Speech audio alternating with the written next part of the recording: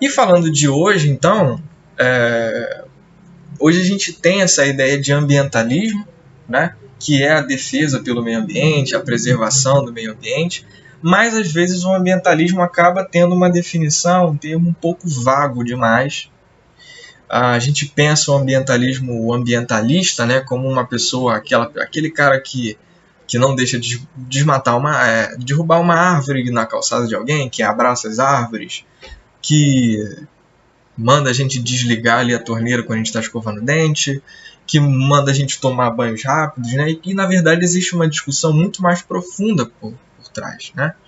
Eu trouxe para vocês aqui uma definição que eu achei no Google mesmo, pesquisando ambientalismo. A primeira definição que aparece no dicionário é essa aqui, que é um movimento que defende a preservação e a conservação do meio ambiente, daquilo que envolve os seres humanos e os demais seres vivos. É um movimento ecológico, um movimento político que busca diminuir os efeitos da destruição e da poluição ambiental. Piriri, parará. Como eu disse, né, um termo que fica um pouco vago, né? São movimentos que defendem o meio ambiente, movimentos que defendem. É claro que não tem como abarcar tudo, mas assim, para a gente ter uma ideia de como funcionam as questões ambientais, né? Elas não são só o ambientalismo, não só esse tipo de ambientalismo. Existem movimentos políticos por trás, existem movimentos sociais por trás também. Existe essa diferença de perspectiva de povos, né? E de como a nossa população foi formada, quais foram as mentalidades que formaram a nossa população.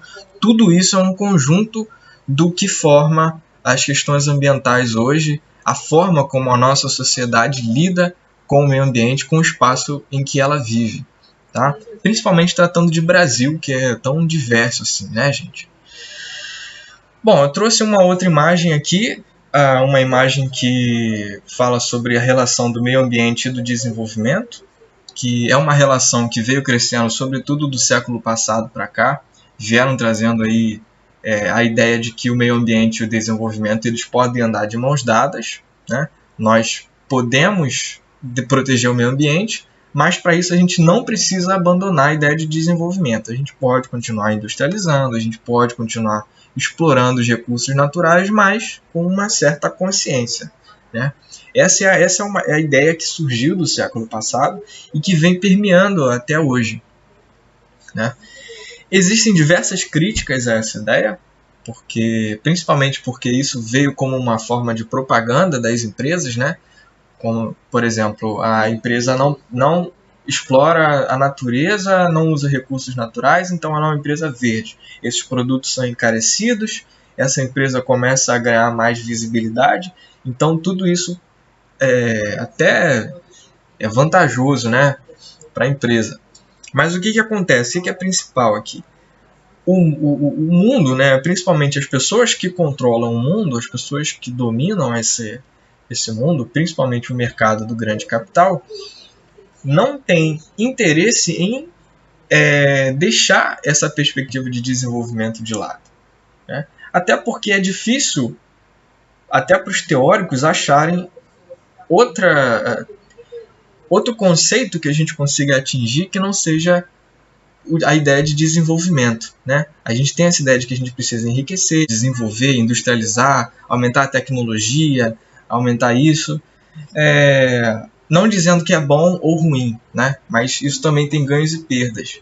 E, bom, essa ideia de que a gente não precisa abandonar isso para proteger o meio ambiente é uma coisa criticável, é uma coisa que, por mais que não tenham soluções claras, ainda assim é possível pensar em alternativas, em como se dão essas peculiaridades, né? Nós tivemos, dentro das correntes ambientais, duas principais que surgiram nos Estados Unidos no século XVIII, tá? Que são o conservacionismo e o preservacionismo. Essas duas correntes elas dizem o seguinte: no caso do conservacionismo, a gente pode permitir o manejo do meio ambiente, a gente pode permitir o uso racional de recursos, né? Desde que eles sejam renováveis. Dessa corrente conservacionista surgiu a ideia de unidades de conservação. que são unidades que a gente conhece, podem ser de proteção integral ou de uso sustentável.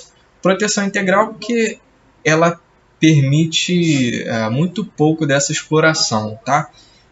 Muito pouco uso dessa terra, é mais feito de forma indireta, né? Então a gente tem reservas biológicas, por exemplo.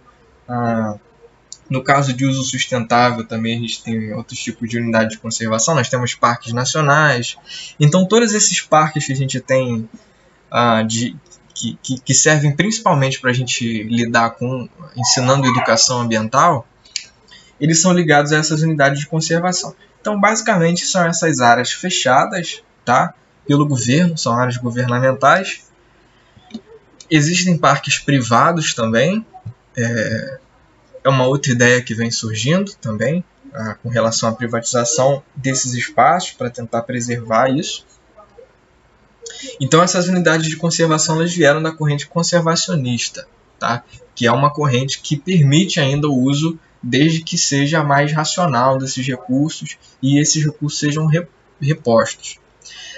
Diferente dela, né, o preservacionismo é uma corrente que diz que esse meio ambiente ele não pode ser tocado. Né? O meio ambiente, essa área selecionada, ela precisa ser completamente preservada. Não pode haver uso nem direto nem indireto dessa área, muito menos exploração.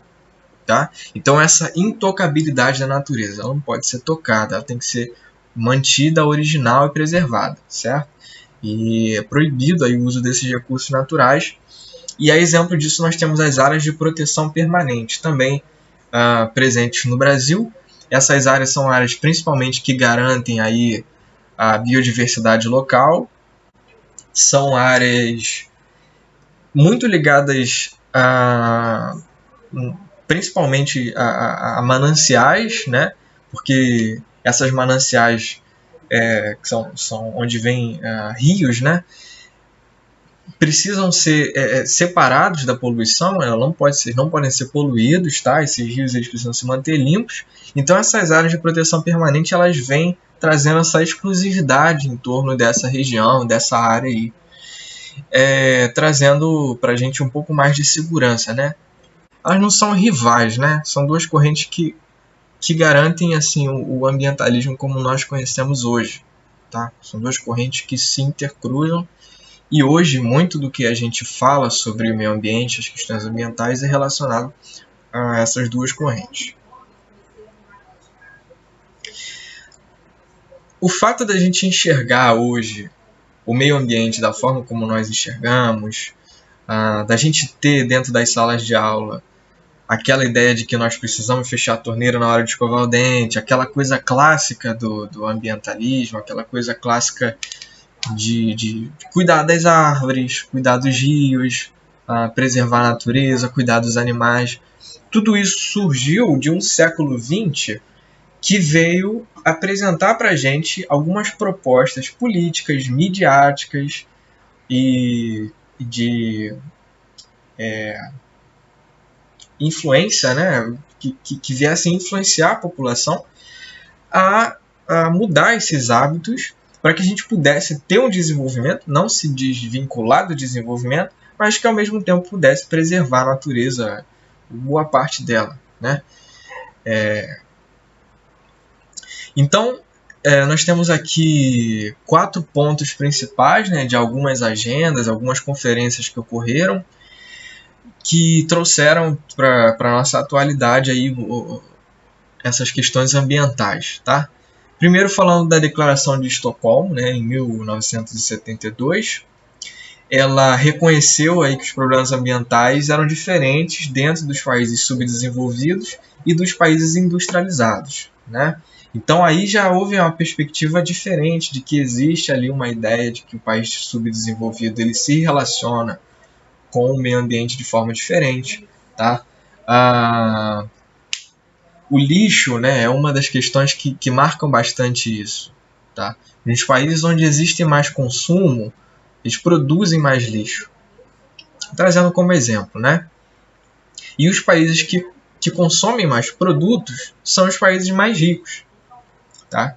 A ideia de que isso trazia uma diferença veio justamente da Declaração de Estocolmo, né?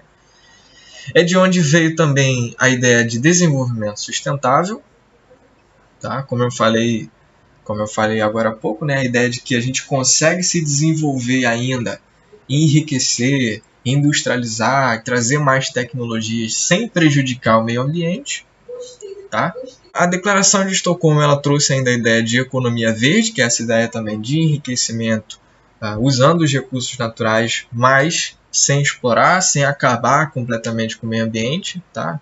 Esse recurso, ele pode ser, essa ideia de sustentabilidade, ela também pode trazer benefícios para a empresa pode lucrar com isso, principalmente por meio de propaganda, como eu falei, né?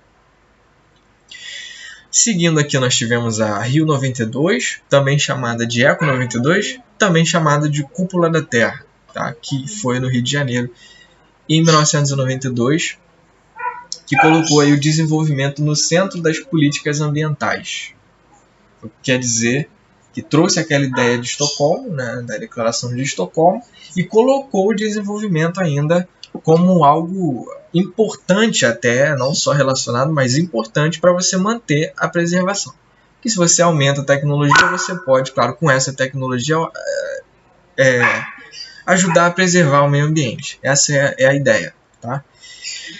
Essa conferência ela teve muito impacto na mídia, tá? E dela surgiu algo super importante, que é a Agenda 21, que são alguns projetos voltados a cidades, né? São alguns projetos, é realmente uma agenda com projetos que devem ser seguidos para você manter dentro das cidades, né? Uma sustentabilidade maior, uma relação maior, uma relação melhor do desenvolvimento com o meio ambiente, tá? No terceiro ponto aqui eu trouxe o protocolo de Kyoto, em 1997, esse muito famoso também, que estabeleceu aí o compromisso dos países mais poluentes do mundo de limitarem suas emissões de carbono e de gases do efeito estufa. Quer dizer que a boa parte dos países que mais poluíam no mundo, eles assinaram um contrato dizendo que eles se comprometem em diminuir a emissão de gás carbônico e outros gases que aumentem o efeito estufa, né? Tem a ideia da compra de créditos de carbono, né? A ideia de que você pode comprar crédito de acordo com o que você preserva. Quanto menos você emite, mais você tem direito a outros recursos, tá? Com isso surgiu essa mercantilização da natureza, né? Que é como você consegue negociar crédito com a natureza. Se você preserva muito, você tem mais direitos, né? Enquanto empresa. O que se dá de forma diferente aí em diversos países, né? Principalmente porque as empresas elas exploram não só dentro do seu território nacional, mas também em outros territórios. Tá? E isso consegue fazer com que os países eles consigam até dominância política dentro do que a gente chama aí da geopolítica da natureza. Tá? Num quarto ponto, então, nós temos a Rio+20, essa mais recente, de 2012. Tá? Não teve um impacto tão grande quanto as outras, mas ela veio para reforçar alguns objetivos da Eco 92, que ficaram pendentes, e as suas principais características foram em fóruns de discussão proporcionados por ativistas, né, e outros ambientalistas aí que permearam de forma até externa, né, esse evento que teve. Então eles montaram realmente algumas barraquinhas onde houve muita discussão sobre o meio ambiente, sobre o que fazer, mas foi algo realmente um pouco menor e sem muita clareza objetiva do que havia de ser feito para a nova década aí, né? Veio realmente só reforçar os objetivos da Eco 92. É isso, gente. Eu espero que tenha ficado claro, tá? Mais essa sessão de vídeos. E até o próximo. Qualquer dúvida vocês podem me contatar também, tá, gente?